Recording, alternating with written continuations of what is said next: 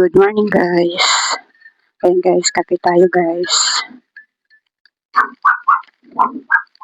Ayan, panibagong araw na naman guys. Panibagong umaga.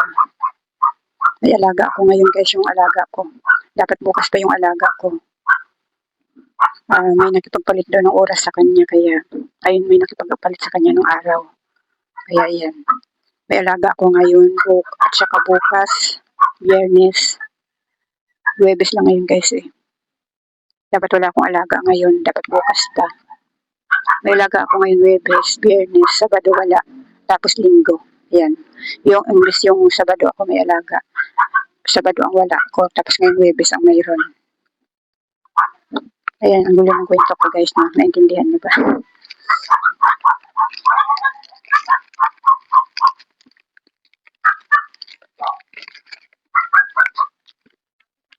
Ano pala ngayon guys, 8:30, kaya nagpanisan na lang muna ako. Ay, 7:30? 8:30 nga. Maya na, tapos maya kakain ako ng kanin. Wala pa akong ulam. Kaya ito na lang muna yung inano ko.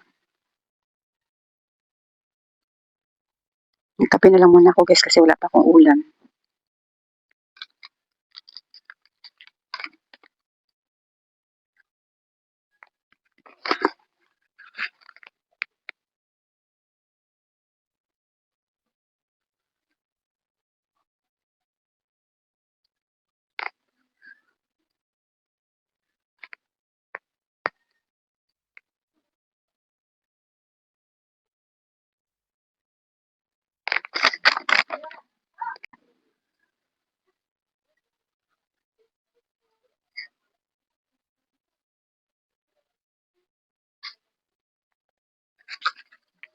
Buti na lang guys ay yung isa yung inalagaan ko kahapon ay rest ng nanay niya ngayon.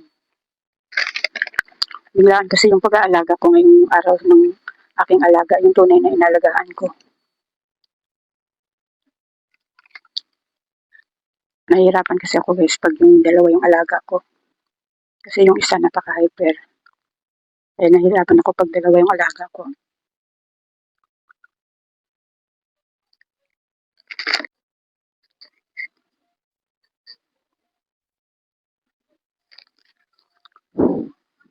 Maya-maya guys, kakain naman ako. Nahihirapan akong mag-isip po ng ulamin ko. Kasi ako na lang yung kakain, ako na lang yung tao dito sa bahay.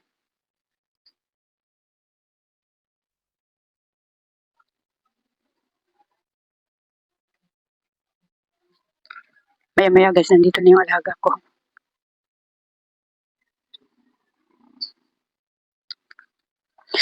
Medyo ano pa naman guys, medyo masama pa yung panahon ngayon. Ayaw pa naman nung nandito siya sa loob.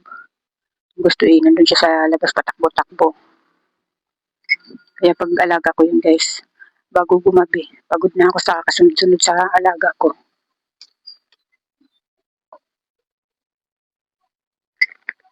Ano lang naman yun guys, pag dumating siya dito ng 9,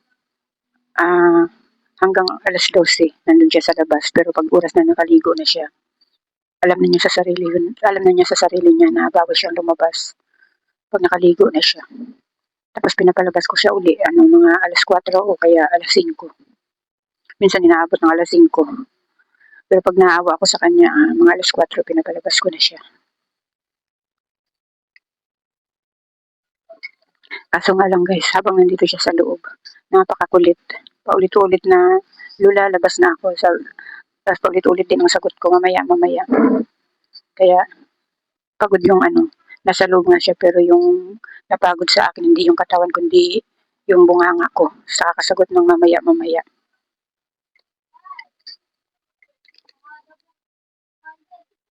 Ay, wala na! Wala nang Colgate kahit alin. Teka lang, titingnan ko. Saglit lang guys. May umutang guys, kaya naputol yung video ko. Yung tindahan ko guys, ay kaya hindi ko maipakita sa inyo kasi nasa yung laman ng tindahan ko.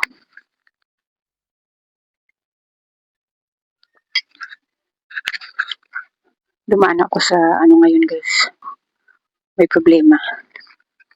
Kaya nawalan ng laman yung tindahan ko. Pero may magbabayad ngayong araw na ito.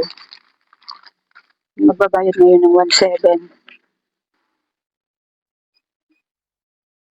Pero may alaga ako ngayon guys. Pero pilitin natin makapag-alaga ng ayos.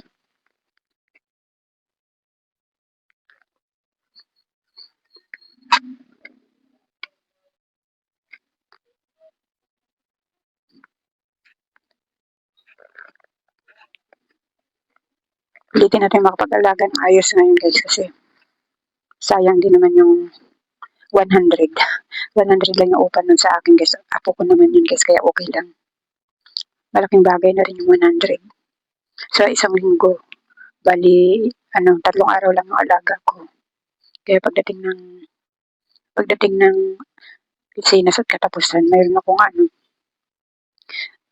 kalahating buwan, mayroon akong 700 kasama na yung merienda ng anak niya doon. Kaya 700. Sa loob ng isang buwan ay 1,400 lang. Malaking bagay na rin yun guys. Kasi kung wala yung alaga ko, wala akong pambayad ng mga kuryente, tubig. Tapos meron pa akong sideline dun sa isang 10 years old. Ang kinsinas naman yun guys ay 1,000. 1,000 kasi nga, yun, araw-araw naman yun, binabantayan. Tapos, doon naman sa inalagaan ko kahapon, pag walang pasok yung anak ko, pag ako ang nagbabantay, akin yung sahod. Tulad ngayon, darating na 15, naka-4 na alaga ako. May na ako, 150 naman yun guys. Meron naman akong naka-4 na ako kahapon, may 600 na ako dun sa 15. Pambayad ko naman yun sa guys, pambayad ko sa cellphone. Yung sa sahod ako ng 15 sa alaga ko ngayon at saka yung inalagaan ko kahapon, pangbayad ko yun sa cellphone. Yung ginagamit ko ngayong cellphone na yung ginagamit ko ngayon sa pag-vlog. Yung pangbayad ko naman yun. Problema ko sa sa 22, kabayaran ko ng tubig. Yun ang pinaproblema ko kasi nga yung perang ibabayad ngayon, iaabono ko doon sa utang ng kaibigan ko. Yung paano ko, wala na akong pera. Kaya ang hirap, nakaka-stress.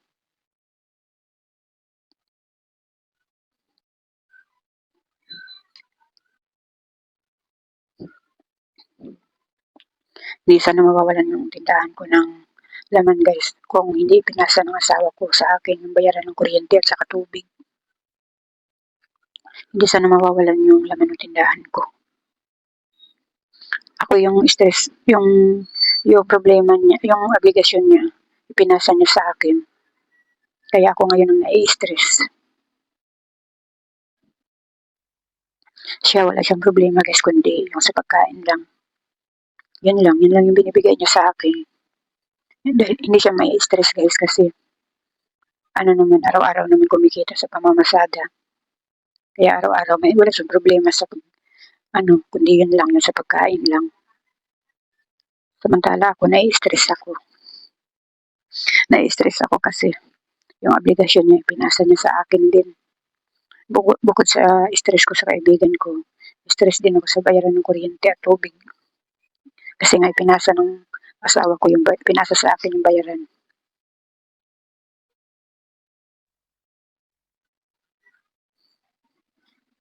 Kumikita nga ako guys.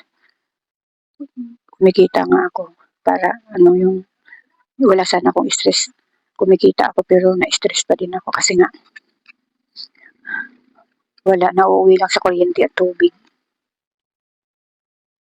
Dagdag problema pa yung sa kaibigan ko kaya stress ang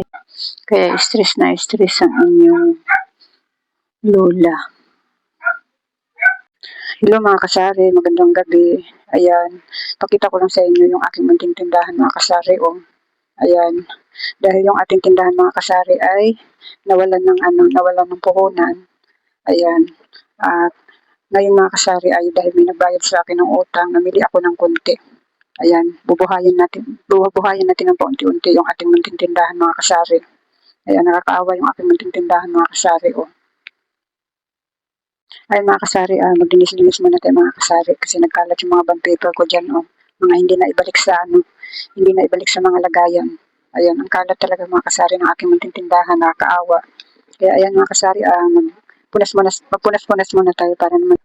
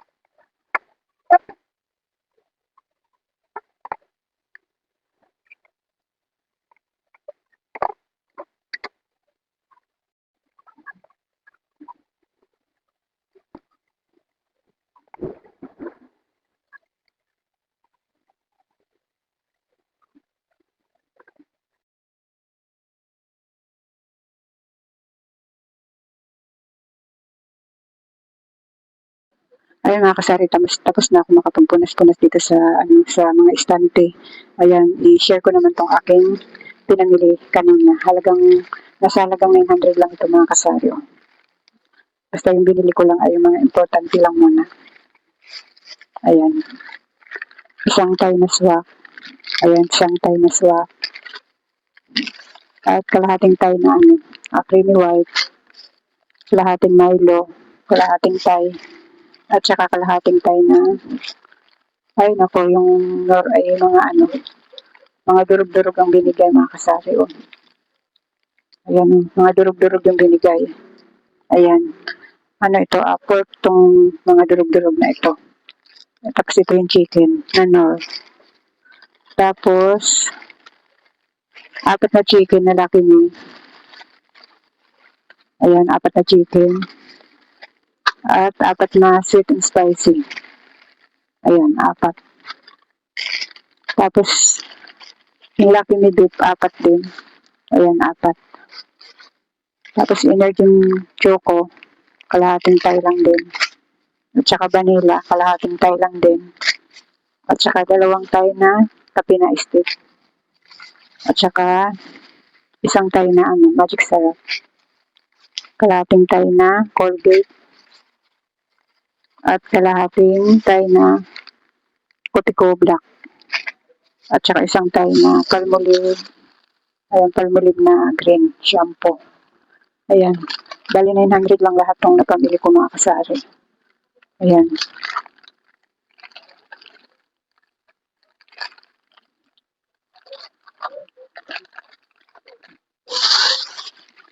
Tapos kanina naman tanghali, napabili ako sa asawa ko ng isang tray na itlog.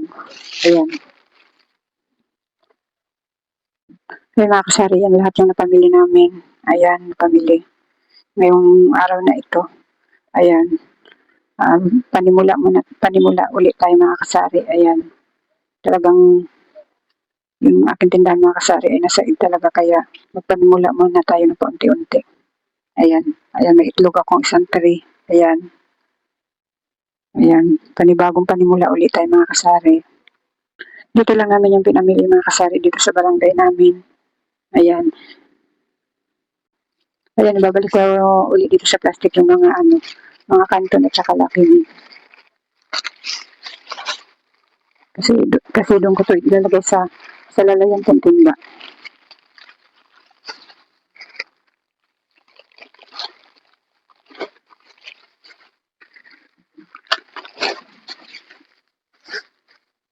Ay mga kasari, sasabit ko muna itong mga to para meron ulit tayong meron tayo ulit nakasabit dito sa ating. Ay mga kasari, sasabit na muna natin itong mga to.